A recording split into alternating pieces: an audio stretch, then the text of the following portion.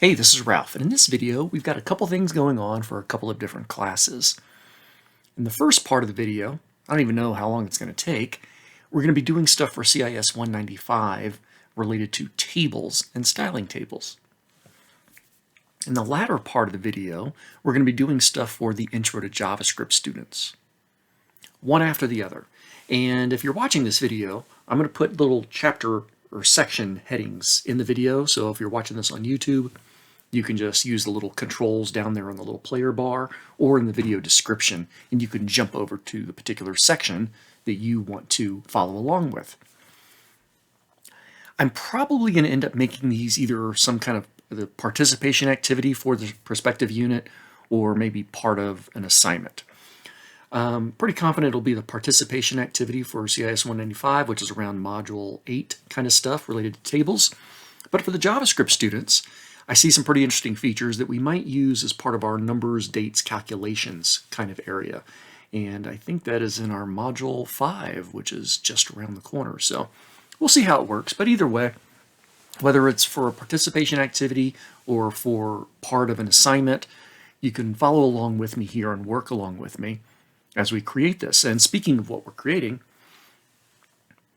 I was over at the DeschutesLibrary.org website, Deschutes County Public Library, and on their homepage, I saw this little section here. And what first caught my eye, it looks like it's a nice example of a table. And I know it's a table because I've got the source code opened off to the side. I know it's too tiny for you to really see that.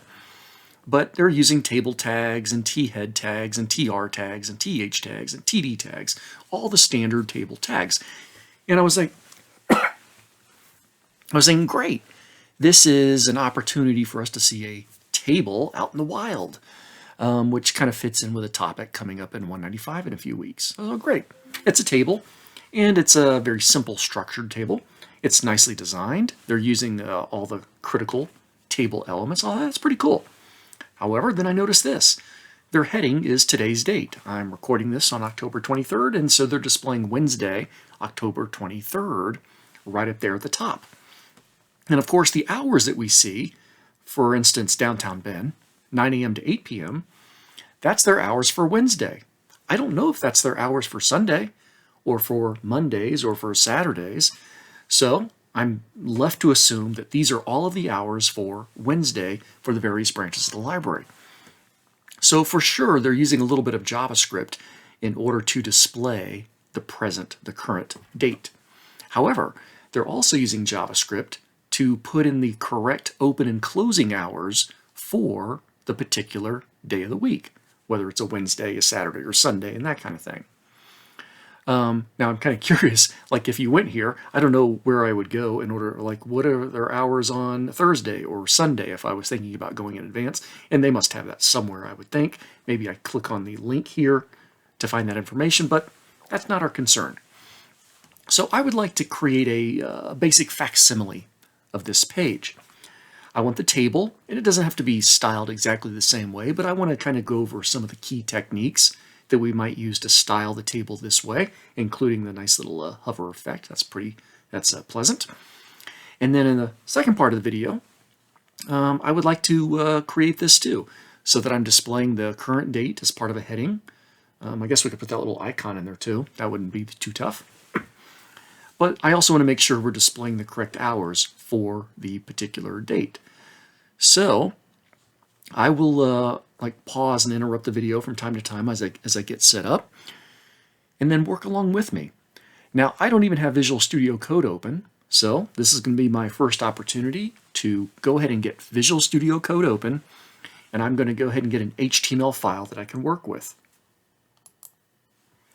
There we go. So I've got Visual Studio Code open, and I've got a blank web page set up to go for my demonstration. Now I'm just saving this into, looks like my CIS195 folder.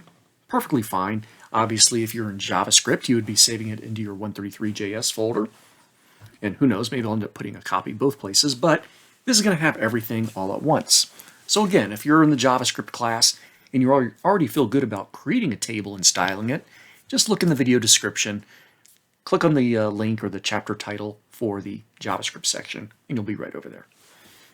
However, I'm going to work on this page, and I don't want to do too much overall styling, but I know I am going to do some styling, and I'm going to do some internal styling. I'm going to keep everything self-contained. So although we can use an external CSS file, I'm not going to do that. Although we can use an external JavaScript file, I'm not going to do that either. Everything is going to be right on this page, so that way this one file will have all of the resources we need if months later we want to come back and see what we did in order to create that thing.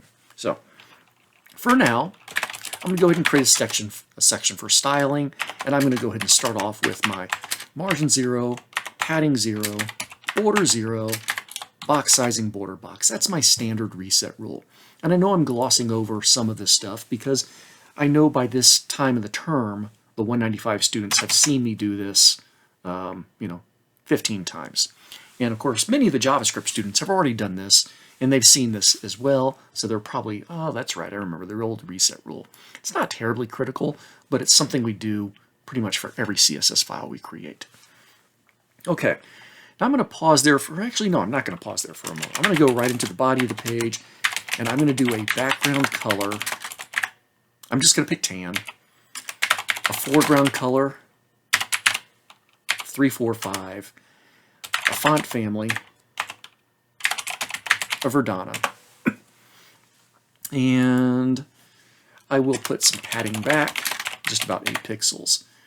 And then I'm going to go right into the heading 1, and I'll put open. Oops, didn't mean to type it that way. Let's make sure I'm scrolled up here so everybody can see that okay. My open, close hours. And this is going to be an example of tables, styling, and scripts. I'll say script, singular. Table, styling, and script. One table, a little bit of styling, and a script. Now, for the most part, I'm only doing this because I wanted you to see that, okay, my CSS is affecting my page. I can see the tan background, I can see the font change, I can see the font color. Everything looks like it's doing what it's supposed to do. Now, I still have the library page open, so I'm going to take a mental snapshot of this. Of course, we can keep coming back to check. And I see we have one table. There's our table right here. Now, of course, I can actually view their source code off to the side, but I think we can go, we'll just make our own iteration of this. We have one table, and I can see there's a header row up here at the top. And then the body of the table has 1, 2, 3, 4, 5, 6 rows. And each of those 6 rows has 3 cells within it, 3 columns, let's say. Okay, so I'm going to jump back over to my page. Actually, I need to be over on the code side of things. And I'm going to work right down here. I'm going to create a table with a set of table tags. And you know what? I'm going to go ahead and give this, I'm going to give it a class. I don't think we're going to have to refer to this with our script, although we will be referring to other things with future JavaScript.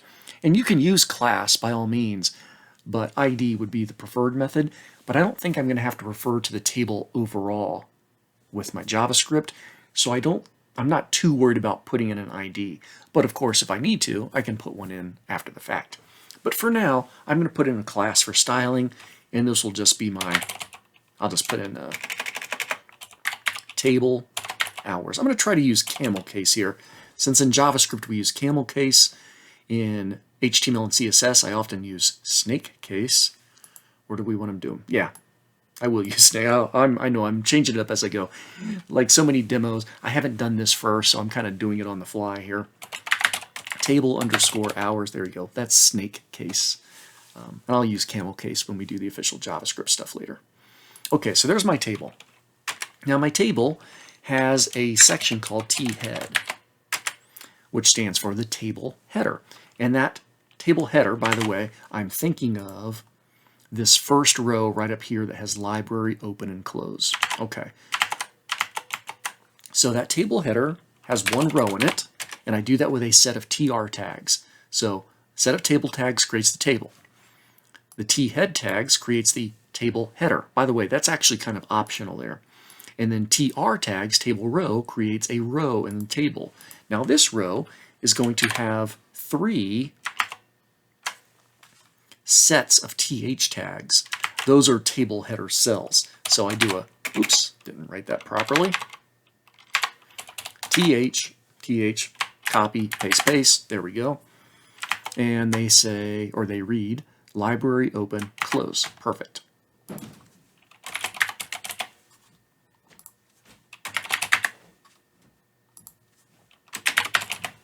There we go, and there's the TH for that. Now, after the table head, there is a table body. Now, the table body is going to be these other rows with their individual cells. Interestingly enough, I'm curious if they use, we could use THs or TDs for these cells that have the branches, let's say. I'm curious what they do over here. So I'm going to inspect, I'm going to look at one of these, they're using a TD. I don't know if this is coming through on my recording at all, but when I hover over that, I see they are using a TD, and they have role of cell. However, and now I'm jumped over to the right. I know this is really going to be too small to see. There's the TD, and they have a span inside of that. Okay. I'm going to do the TD as well. I could make a good, strong argument for this being also THs, a table header. Because downtown Bend, East Bend, they describe the row. However, I'm going to use, I am going to use THs. I think THs is a better way to go. It's not going to change the appearance of this table or really anything too fundamentally, but to be valid and to be most useful for different folks with different abilities, vision impairments, and things like that, I think TH would be the better way to go. The true data is kind of over here. All right, TD is good. I think TH might be a little bit better, so I'm going to do that. So in my table bodies, I'm going to end up having multiple rows, and I'm going to pause my recorder here in a moment so you don't watch me type all of these.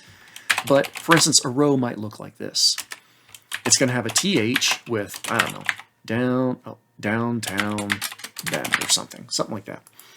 And then we're going to have a TD with the, I don't know, 9 o'clock a.m., however they write it. And then another TD for 6 o'clock p.m. It's going to look kind of like this. Now, I'm not 100% done with it, but I'll do this off camera. I'm just going to make some fine touches or fine-tune it a little bit. But I am going to end up copying and pasting all of this. Something else I'm going to do, I'm going to throw in another attribute in here called scope. It'll look kind of like this. Scope equals row. Basically, this tells the browser that this table header is describing the row, as opposed to these THs, scope equals call, is describing the column. In fact, I'll go ahead and copy and paste that a few times. So these table headers, library is describing the column, whereas this table header is describing the row of hours. So that's basically what I'm going to go ahead and do. But I'm going to pause the recorder, and I'm going to complete this table. I'm going to end up copying and pasting this row multiple times, and I'm going to go ahead and put in some of the accurate data. I am also going to put in individual IDs for the opening and closing cells. But you'll see that in just a moment. That's mostly to benefit the JavaScript, which is going to be coming along later. Okay, I'm back. So yeah, I went and created more of those rows, and they all look pretty much the same. However, I did create unique IDs for each of the opening and closing hours for each branch.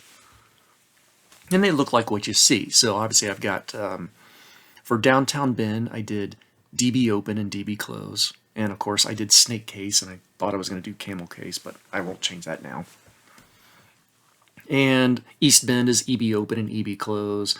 And you get it, Lapine, LP, Redmond, RDM. Oops, I forgot to do sisters, so I guess I'll call it cis. Forgot to get the last few here. Cis open and cis close, and then we have Sun River. I'll just call it Sun and Sun. There we go. And of course I have the branch names, the city names in there.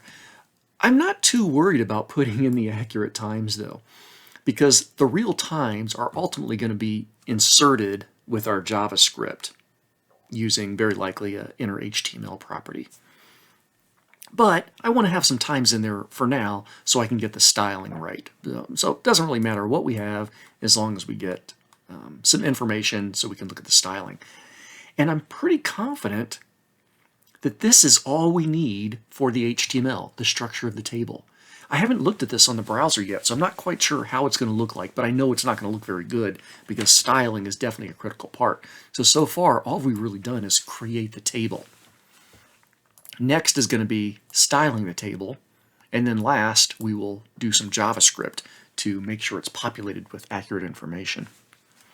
However, I'm just glancing over T-head, T-body, they all have the rows that they need. Let's make sure we're clear on this. I did do a TH for the branch name, like Downtown Ben, but the other cells are TDs. TH is table header, TD is table data. So that's the real data of the table right there. Now, something I did not do, all of these branch names are actually hyperlinks, and I didn't create hyperlinks. I'm okay with that. You know, I think we all know how to make a hyperlink. If we were going to do so, it would simply be wrapping the text for the particular branch in hyperlinks, and it would look kind of like that. And of course, we would hyperlink to whatever that branch page is, probably with a map in probably individual hours and stuff like that. So that would be how we do something like that.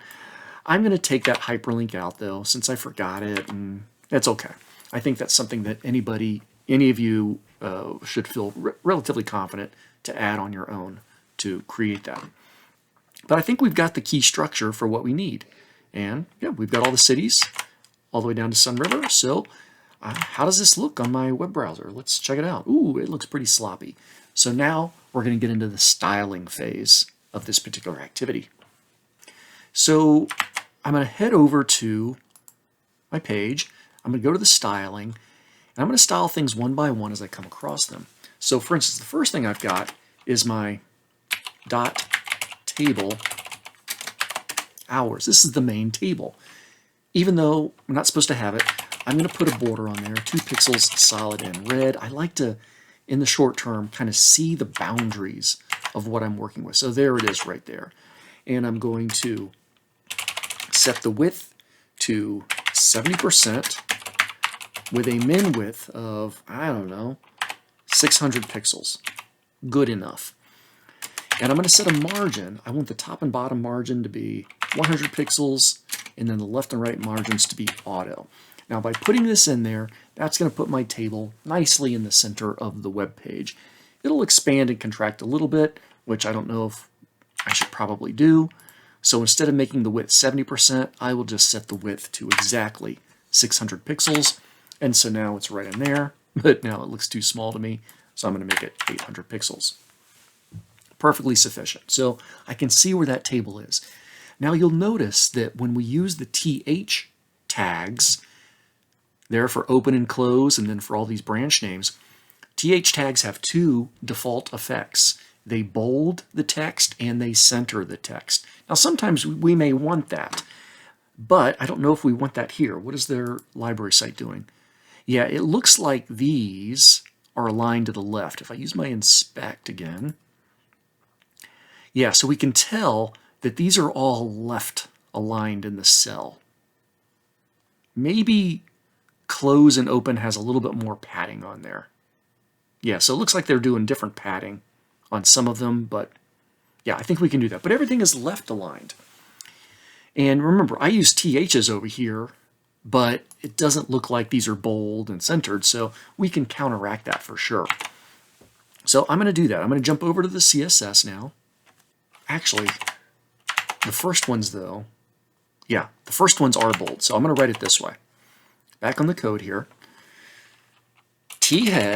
space th. This is a descendant selector. TH is within the T-head. These are going to be font weight bold, which they already are, so I'm just kind of repeating myself there. But I'm going to do text align left. So those are still going to be bold, but they're over towards the left. Okay. And then, as opposed to T-body THs, table headers within the table body, those are going to be font weight normal to get rid of the bold, and those are also going to be text align left. And you know what? I'm going to pretend they're hyperlinks here.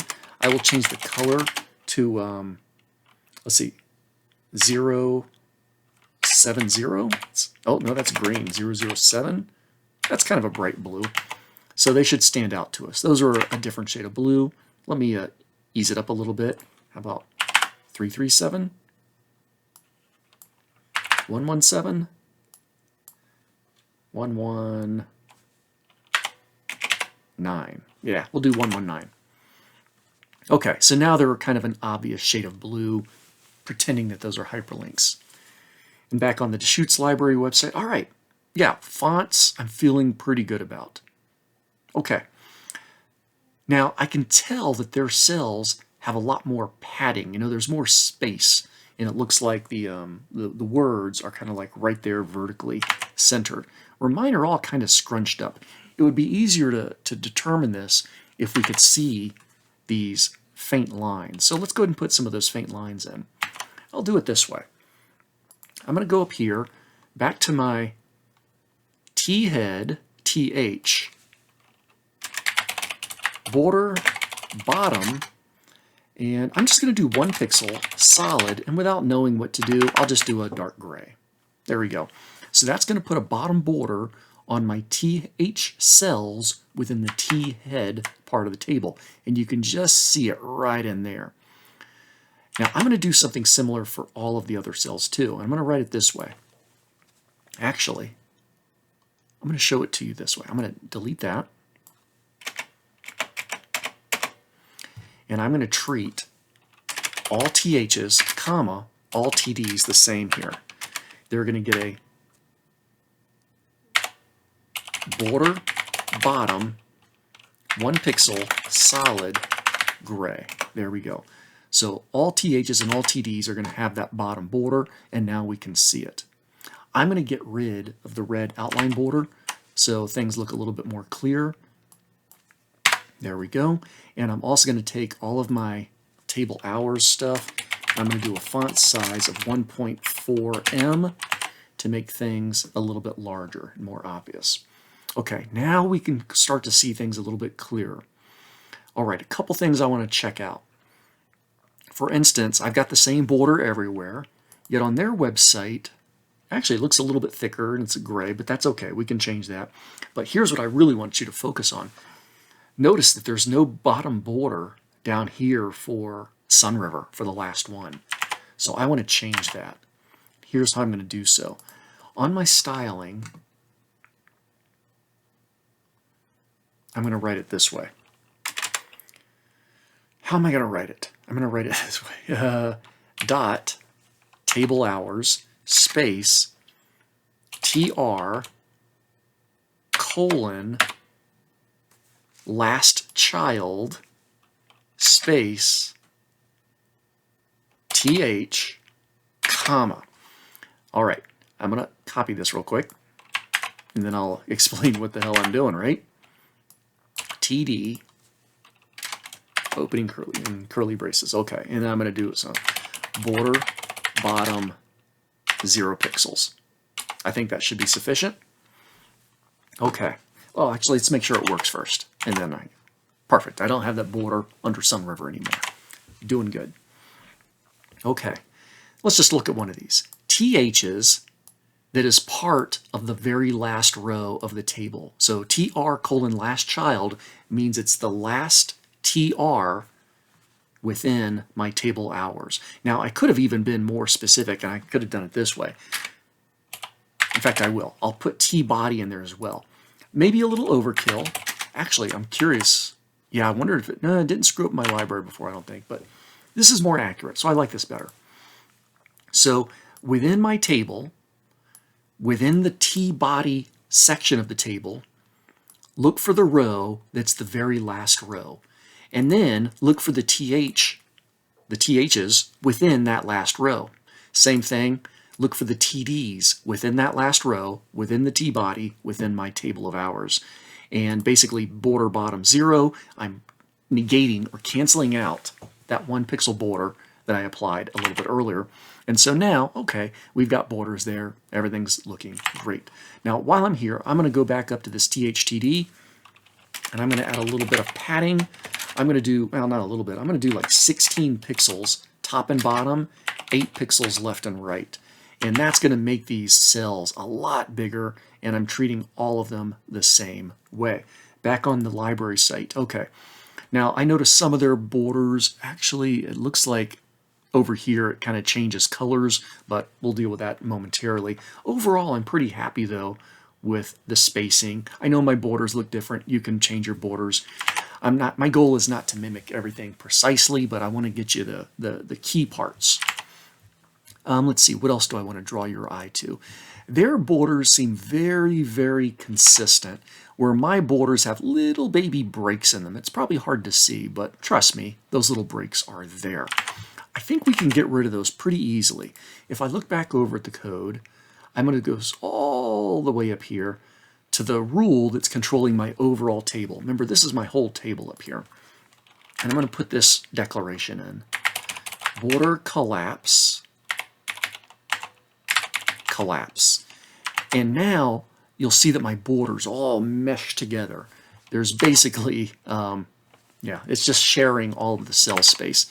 Usually in class I do another demonstration which exaggerates what I just did here, but I'm going to let that suffice for now.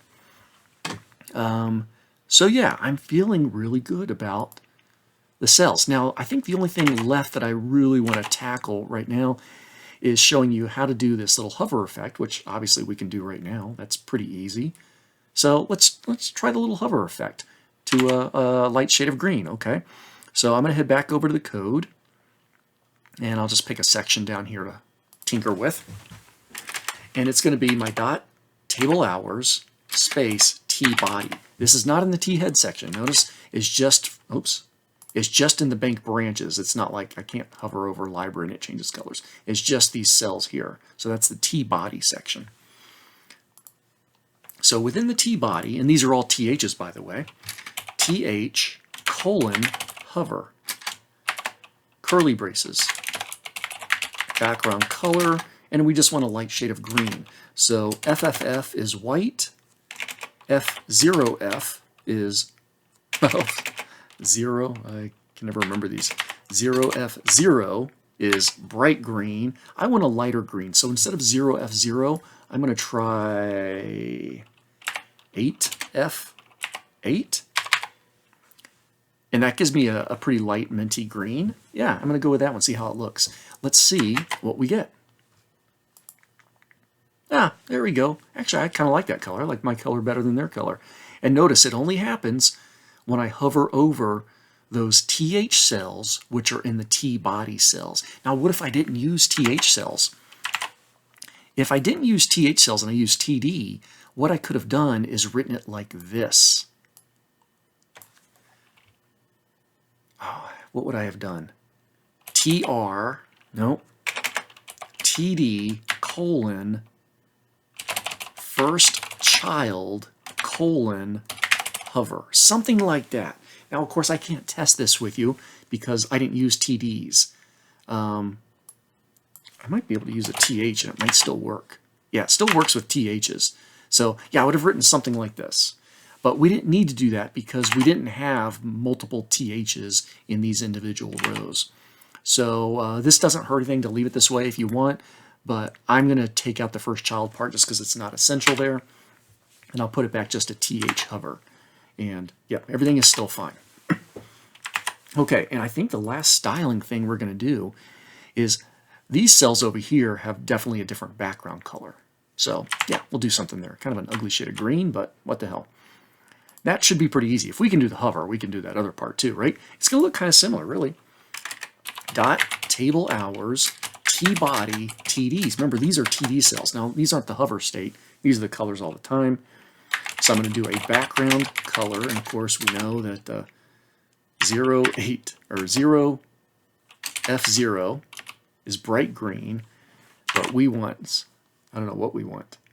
What do we want? I don't know what that pukey green color, it's kind of like part yellow, part green.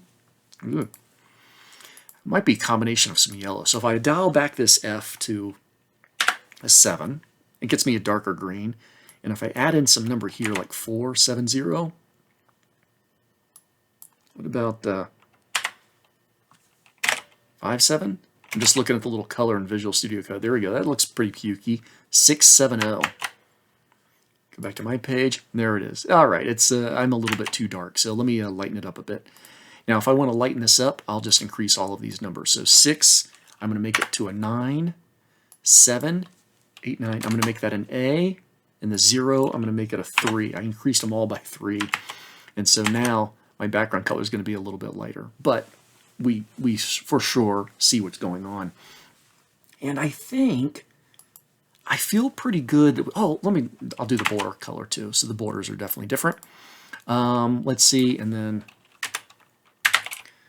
border bottom 1 pixel solid. I'll just write white, and that will put in the white borders down there. I don't really care for how that looks, but hey, just so we can see that we can do that kind of thing. All right, is that about all I want to do here? Yep. I do see that this column, this first column, is wider than these other 2 columns. Are we concerned about that?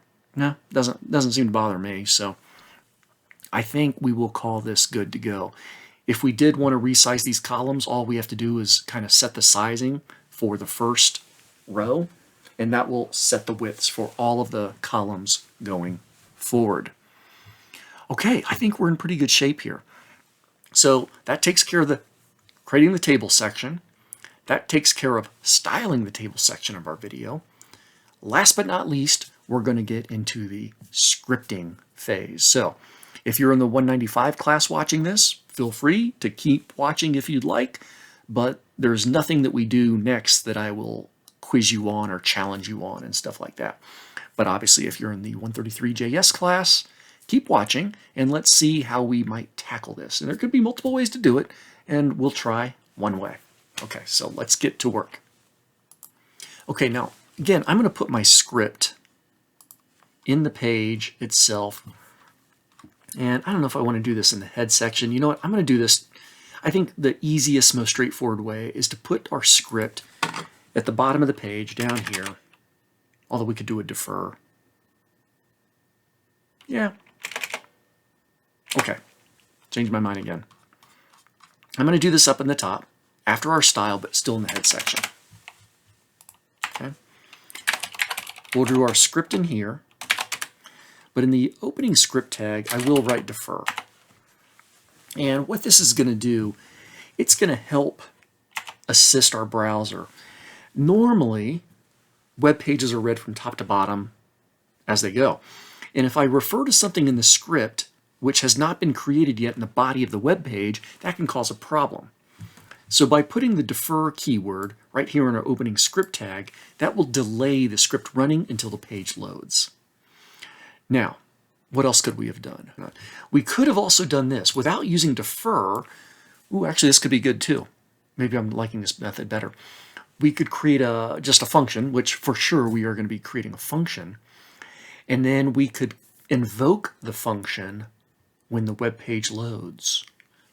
Or we can do a combination of both. Actually, a combination of both might be good. So I'm going to I'll leave the defer word in there, although now that I'm thinking about it, if we run this when the web page loads, it may not be too much of a concern for us. And just so we can see how that might work, let's go ahead and create a little function that loads, that gets called or invokes when the page loads. Okay, so I'm going to put this right in here, function, and I'm going to go ahead and call it display hours. So that's going to be the name of my function, even though that's not what we're doing quite yet. We're just in our testing phase. We're going to go in small chunks here, and I'll do display hours, plural. So that's going to be the name of my function, and we'll do something like document.get. No, we're not doing that. We're going to do document body.style.background color. Nope. Background color equals, and in quotes I'll do hot pink. Okay, we'll do something like that. Now we do need to call this function when the page loads. So this is just a function. It doesn't do anything until we invoke it, of course. And let's go ahead and do this. Still in our script, but outside of the function. Yeah, we'll just do window.onload. I think this will work for us. And equals display hours. I think that will be sufficient. Yeah. Let's see what happens. Well, it should be obvious if it works, right? Let me hit refresh. Oh, there we go. And there is our hot pink web page. Okay. Yep, so just refresh or going to this particular page would invoke that function. Let's go ahead and get our console log open. Oh, I thought I did that. Control-Shift-I. I just clicked on the wrong button. What did I click on? Activity bar or something. Console, that's what I wanted to see. Of course, I'm going to have that available to us so we can kind of see what's going on. All right. So, yeah, so now we have something in there. Now, of course, if we didn't want this to happen, what could we have done? I guess it doesn't really matter. We could say, change this out to console log. The color was changed to hot pink, something like that. And so now, instead of actually doing something on our page, it'll just display in our console log.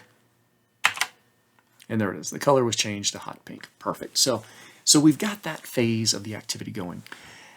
Next on the list is to make sure we have a headline 2, because remember on the Deschutes Library website, they've got this, I think this is a heading 2. Let me inspect real quick. Yep. It's a heading 2, and that's where they're displaying the current day and it looks like the date. All right. Back over to our page. Oops, didn't mean to do that. Back over here. And so above our table, I'm going to create a heading 2 with an ID equals, I'm going to call it hours underscore heading. So I'll use camel case there as well. Now, of course, it doesn't matter what we type into this because we're going to end up changing something. So we want to change that inner HTML. And just so we can see how that might work, in addition to our console log, we could do something like, let's declare a constant.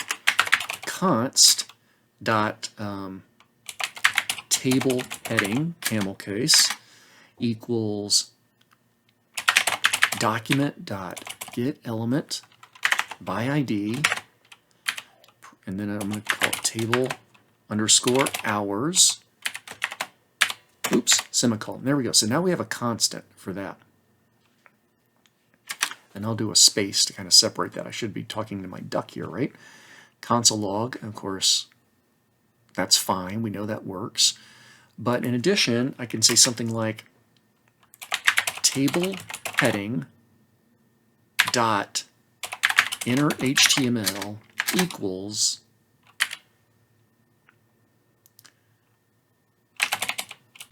current day and date. There we go. So the inner HTML of my table heading is the element which has the ID table hours. So if I jump over to our web page, and it looks like I'm already getting my first error here of inner HTML, so I must have screwed something up for display hours. Let's find out, and it looks like it's on line 64, which makes sense. There's my line 64. What did I screw up? Get element by ID. So, it's hours underscore heading. Did I call it the right thing? No, I did not. It's right here. Hours underscore heading. So this is the mistake I'm making. I'm using two different syntax methodologies in order to work on one project, but I think that was my main issue. Hours heading, so there we go. That looks like it's matching up properly. Table heading is the variable that I've created, or the constant. All right, let's see if that changes things. And it does look like it works. I can see it right up here, current day and time. However, I want that to be a little bit closer to the table, so I am going to make sure that my table does not have such a big top margin. So I'm going to do 16 pixels of margin, top and bottom. But then I've also got my H2. I'll just do it this way. And I'm going to do text align center, margin top, 100 pixels. And that should end up putting my current day and time. Oh, I don't know if you noticed that little flicker. I don't think most people would ever catch that. I think it's just my it's my live server on here. But this is a way where, okay, well, definitely our heading 2 had some meaningless content. In fact, it doesn't have to have anything in there. I can just take it out completely. So my heading 2 is blank. However, when I go to my page, it reads current day and time because my script is inserting that into the inner HTML of that particular heading. So things are moving along well. And to minimize confusion, I'm just going to take out that console log entry, and we're building up this function as we go. Remember, it's getting called right down here.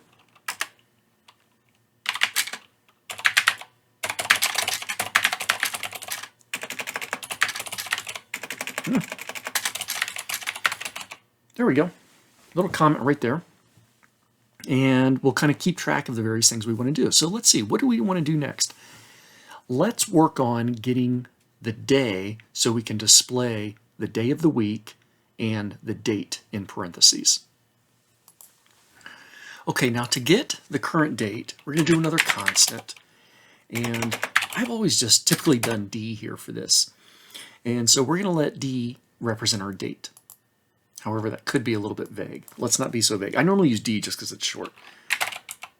Current date. There we go. We'll do that. Const current date. And that will be equal to a new date object. Now this is pretty mysterious looking for sure, right? So whenever you do something new like this, don't forget, we can always see what's going on. Well, what if I went to the console log and I displayed current date? What do we get? What do we get? Here we go. It's off to the side. I know it's very tiny. I'm going to leave it kind of small though. Wednesday, October 23rd, 2024, 14:53. That's the current time. It's 2:53 p.m. Oh, don't forget, there's music tonight. You're not going to see this video in time. There's a good band playing Super Ball over at McMenamin's at 6 o'clock. The drummer for that band is Sean Rule, who's a math teacher here. Many of you may have had him as a math teacher. Fantastic drummer. They play a lot of covers of like good classic rock, some hard rock tunes. Okay, so that's what the date object retrieves for us. That's kind of a little bit overkill. Fortunately, we can break this down into specific details of information. So let's see. Let me jump back over to the code and give you some examples of this.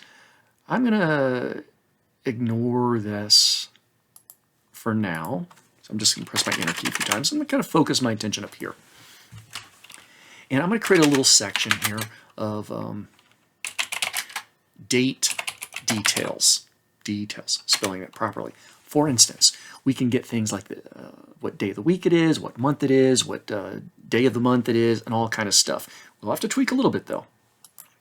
So for instance, we can say, I'm going to do a let this time. Now, const is great for constant pieces of information, things that don't change. Let is good for variables that will change. And so for instance, let, what do I want to call it here? Let's do this. We'll say let C month. C stands for current, the current month, equals current date dot get month. Oh, look at all these things that VS Code helps me out with too. This is going to come in very, very helpful, right? So I see there's a get month, and that actually has semicolons on it.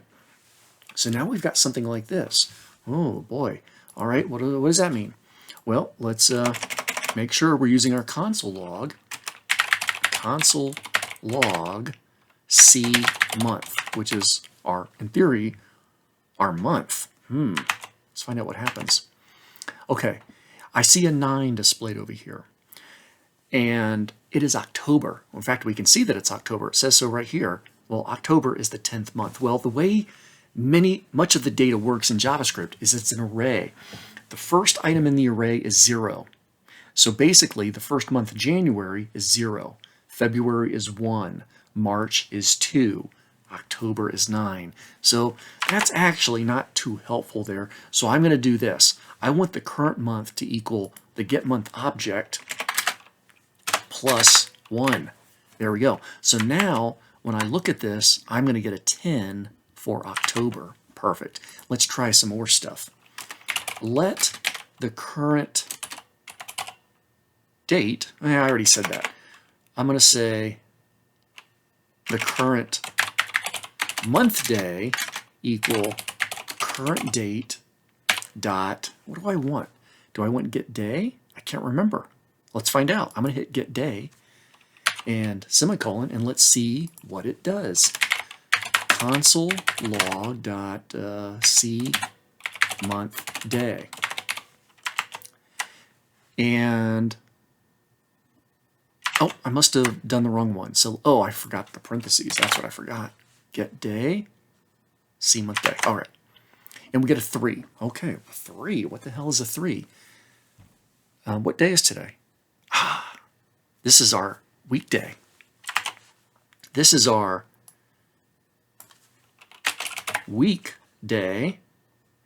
And I'm going to change this to weekday. So we get a 3 here. Sunday is 0.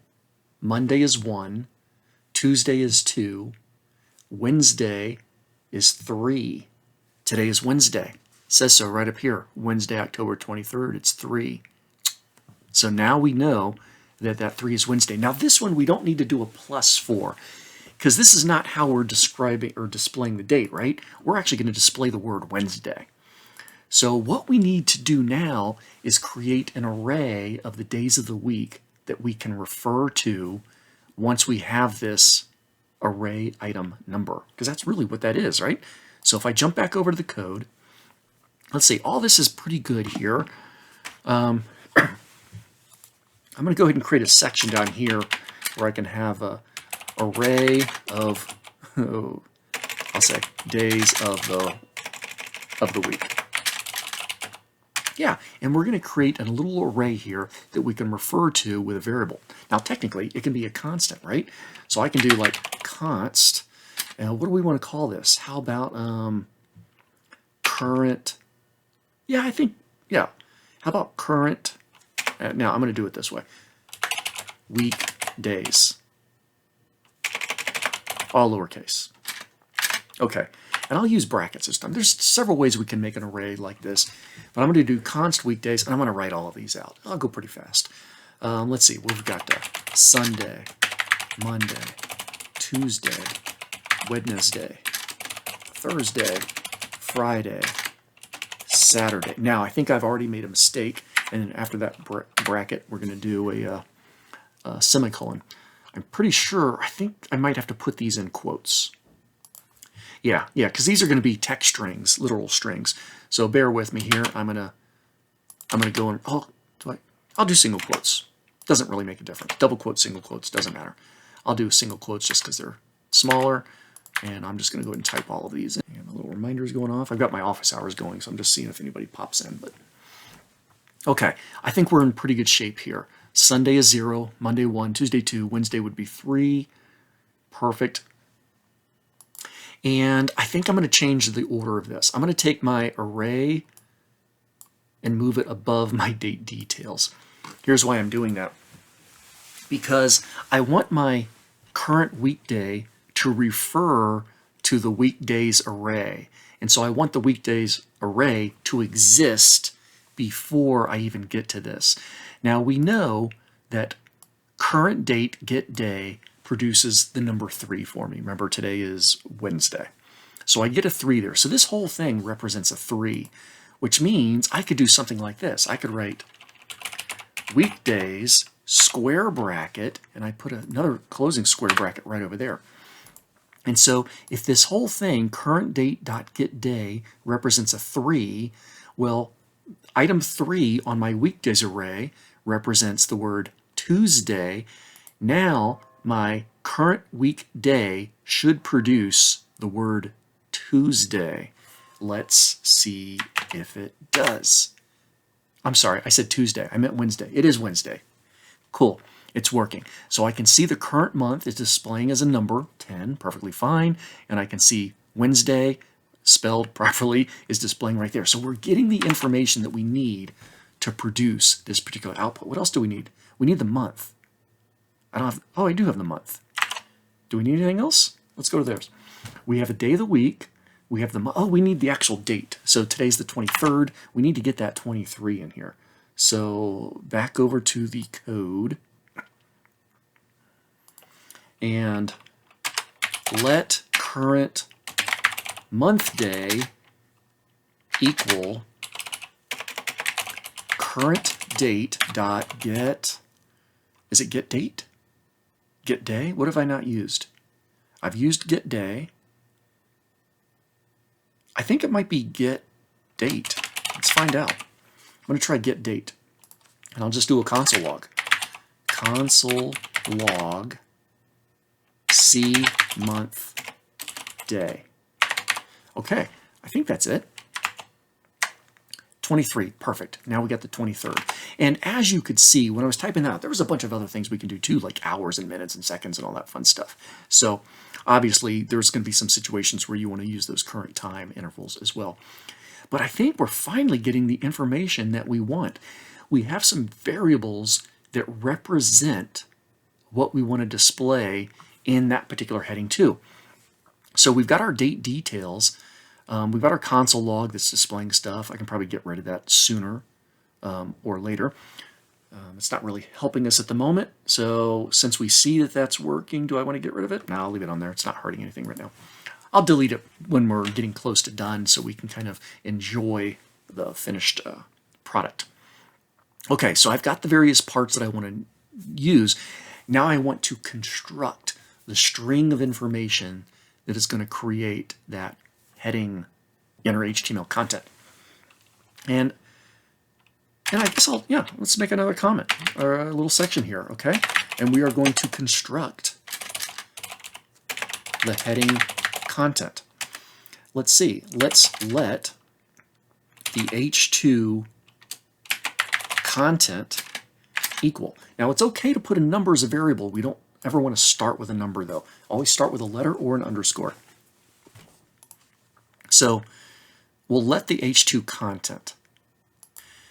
And let's see, let's do, I guess, some literals here. So we'll do apostrophes, dollar, oh, there's my dollar sign, curly braces, and I don't know, what am I doing? I'm doing the C weekday. Let's just do one. Let's just see what happens here. Now, this is going to be my H2 content variable. Let's go in small chunks here. My H2 content. So instead of this, I want my inner HTML to be my H2 content. Let's see what we get here. Oh, that's not doing what I hoped. Let's make sure, do I have a typo in there somewhere? Oops, wrong section. I need to be looking at this. Yeah, I did a little single process. So basically, I need to be using the left accent, which is the key just to the left of the number 1 there. It's where the tilde is. I think that will solve that issue. Let's see what it looks like now. Perfect. We're getting Wednesday. Is that spelled right? Yeah. We're getting Wednesday display. So this means we can do other things, right? And I'll keep this all in here, I think. For now, let's see what happens. So let's do a dollar sign, curly braces for, and then we're supposed to have like the month, right? Yeah. So C month day, and then I'm supposed to have the date. So we'll do dollar sign, curly braces, C. Oh, we want month. So this is going to be month day, and this is supposed to be C month. Okay, let's see how this looks. Oh, all right. Kind of getting there. Just got to put a little bit of formatting in though, right? So if I head back over to this, and let's see, in front of the month, I'll put a parentheses. After the day, I'll put a parentheses. And in between the two, instead of a space, I'll do a slash. Now how's it look? Okay, Wednesday 10/23. It is Wednesday 10/23, library website. Wednesday 10/23, their font looks a little different. Oh, they also have hours for and that little cutesy icon. So let's go back to ours, go back to here, and can I just write it? Let's find out. Hours for space. Oops, I'm on the wrong page. There it is, hours for Wednesday 10/23. And this is going to be live and dynamic. So if I come, don't worry about that little flicker. That's just my live server on my browser in VS Code, just doing a delayed refresh. But yeah, so that is looking pretty good about getting our heading on there.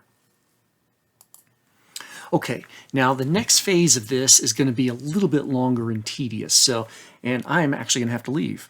But I'm going to pick this up in a blink of an eye, so it's not going to make a difference to you. But in anticipation of that, I'm going to take my table heading up here, this variable, just cut and paste that. I'm going to get that organized. I've got this console log information. I'm going to delete that stuff out. So I've got these existing sections, but then I want to create a new area right in here. All right, I'm back. So let's see. It seems like just seconds to you, but it's the next day for me. In fact, I'm going to jump back over to my browser. Where is my browser? I've got it open somewhere. This is it right here. Oh, no, that's the library one. I want that one. Cool. It's now Thursday, 10/24, and I'm happy to see that my date object is still working. It's still fetching the date. It's displaying nicely. Last couple things we want to do for this particular script is get the data for the hours. Let's see. I'm going to do this as creating an object with some key value pairs of information, actually a set within a set kind of thing. So let's see. I'm going to jump over to the code here. Let's create a section here. Let's say the library hours data. Sure. And then at some point, we're going to have to fetch the data and populate the table. So we'll do that too, but we'll just have little comments for our sections. And within this, we are going to create a const, kind of like a variable, right? And we'll just call this library hours. And that's going to be equal to a set of curly braces. Now, I want to have all the days of the week and all the individual hours that they may be, but I want to start off kind of small. Since today is Thursday, I'm going to experiment with Thursday first. So I'm going to write, now I'm going to do this in quotes because I am going to want it to find this data. It's a literal string here. So I'll do Thursday, colon, and then we'll have another set of curly braces. Now we're going to have hours for the different places, and once again, we might go simple here. What do we? Let's just pick a couple things. So we do have things like downtown Bend and East Bend. I'll just do like downtown Bend and Sun River or something. So, and the structure is going to look pretty similar here. So I'll do a quote now. Downtown Bend colon, and then we'll have another set of curly braces in there, and we'll go ahead and write in the pair. So for instance, it's going to look it's going to be inside the curly braces. For instance, we'll have open colon, and then I don't know, we'll just put in something. I'll put in 9 a.m. and it's okay if it's in a weird format because it's going to be entered as kind of a string of text. And after that, we'll do a comma and then close colon, I don't know, 5 p.m., something like that. That should be enough to get us a test. Now, we're going to have multiples of these. So after the closing curly brace there, in fact, I'll just put some spaces around this just to make sure it's a little clear. Spaces aren't too much of a concern. But I'm going to do a comma. In fact, I will copy this, paste, and we'll put in a couple of other things here. So East Bend, Sun River, something like that. And just so we can see it change, what if we, I'll mix up one of these. So Sun River, oops, we'll open at 10 a.m. and close at 4 p.m. So this is the basic structure of this. Now we would actually have multiple days. So, I don't need a comma after the last one. Now, this group right here is just for my Thursday object. My Thursday object contains objects for each individual library branch, and those individual branch objects contain the key value pairs for the various opening and closing. But after the Thursday group, I know the structure looks a little bit weird, I would have a comma, and then I would repeat this kind of like here. But of course this might be Friday. I'll take away the comma here for now. So I've just got Thursday and Friday for a few of the branches. And then once we feel like we get a successful test with this, then we can just, populate all the rest of the data, but you won't need to watch me necessarily do all that. So now we need to have part of our script look at this collection of data and grab it and stick it into the appropriate table. Now remember, our tables have unique IDs for each of the individual cells that we want to stick data into. And we're going to, probably end up using like inner HTML, I would think here. So let's see, fetch the data and populate the table. So let's see, let's go ahead and work on that particular phase, and then we'll be able to do a test. So the first thing we'll do here is let's create a constant for downtown library. And that's going to be equal to, let's see, we need our library hours, just checking, but we also need to get the C weekday. So so our variable library hours, let's try this, library hours, that's how it's spelled, bracket C weekday. But we also need the object, so I just do another set of square brackets here. And since we just need downtown Bend, but that's going to be in quotes because we need to grab that piece of information. So let's see.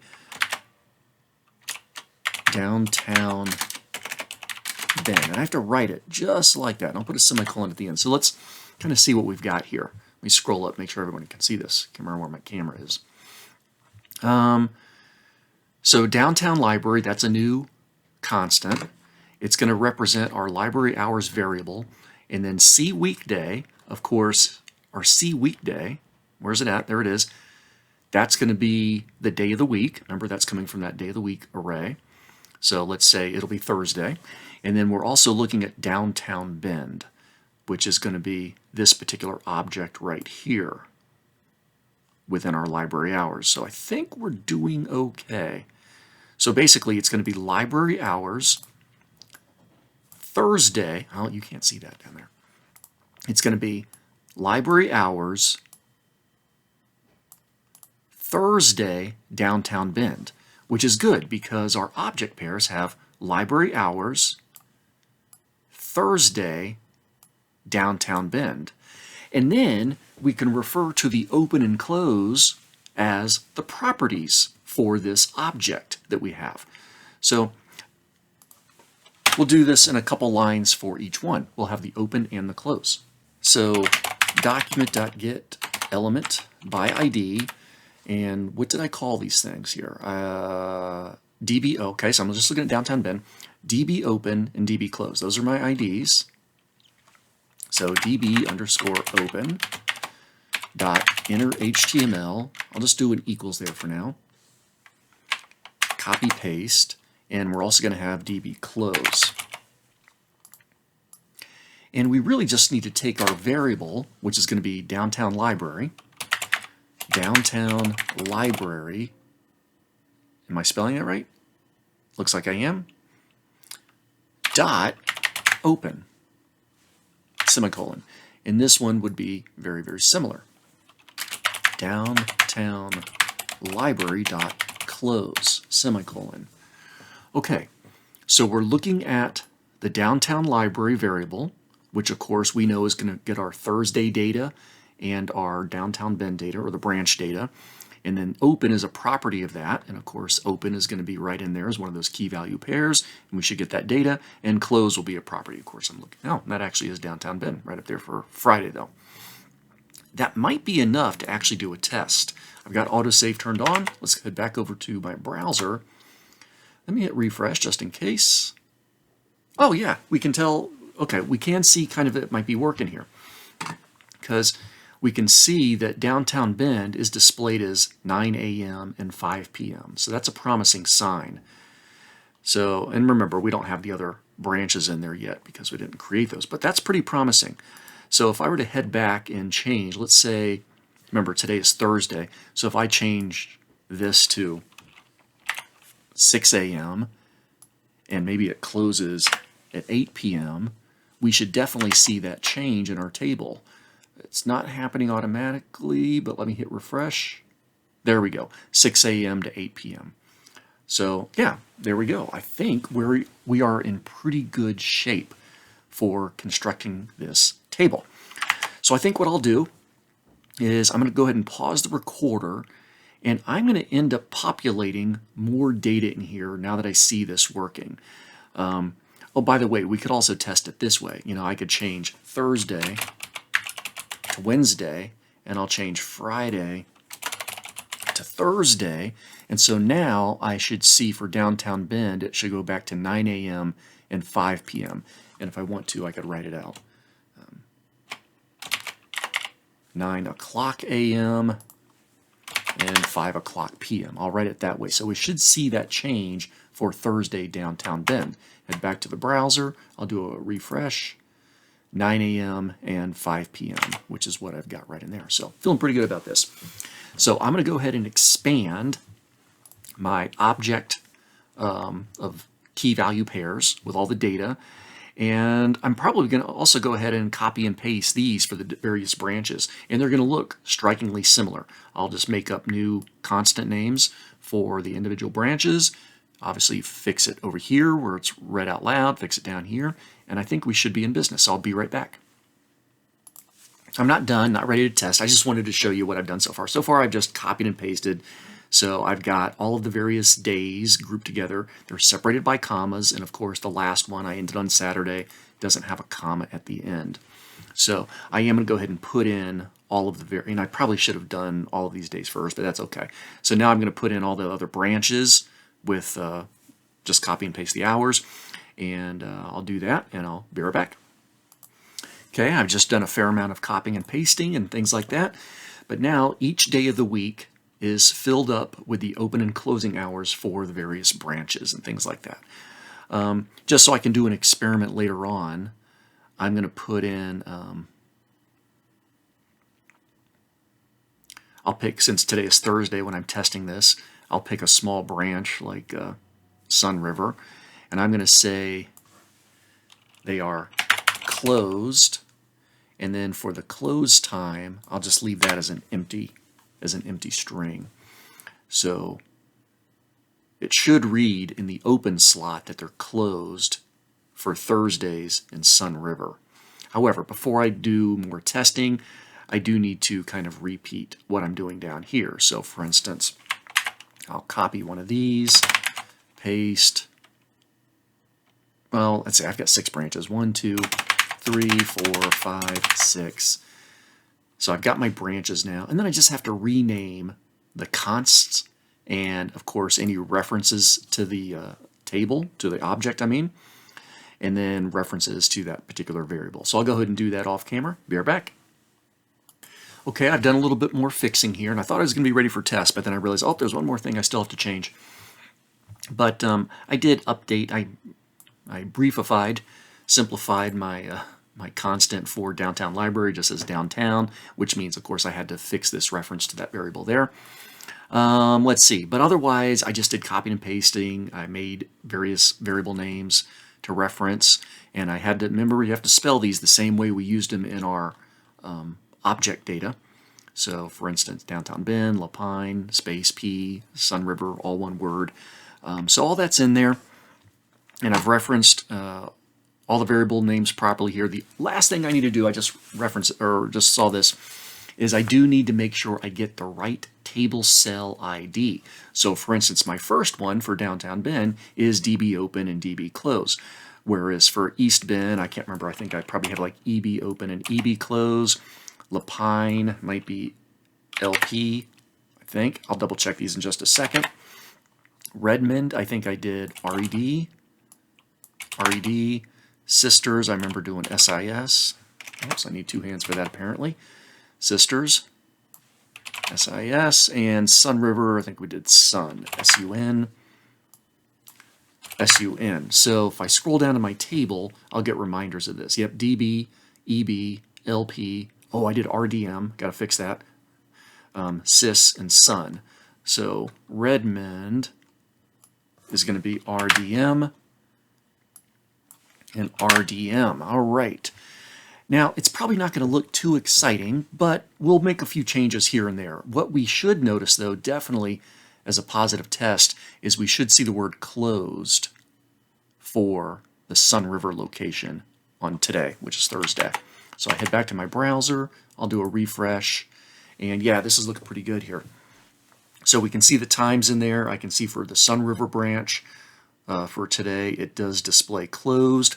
And just as a quick confirmation, I'll change some of these times. So I'll go back to my data. I guess it's just important to change Thursday, right?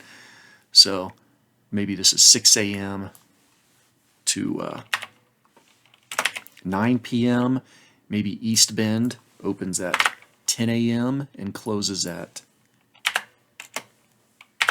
8 p.m. Lapine also opens at 10 a.m. but closes at 6 p.m. Redmond, I'll do the same. I don't know the real hours for the library, but we'll do 7 p.m. for them. Sisters, maybe on Thursdays, they don't open until 11 a.m. Who knows? We'll make up a time. And they close at 5 p.m. That's fine. And of course, the Sun River branch is closed. So we should notice some changes here. All of my opens should be 6, 10, 10, 10, 11.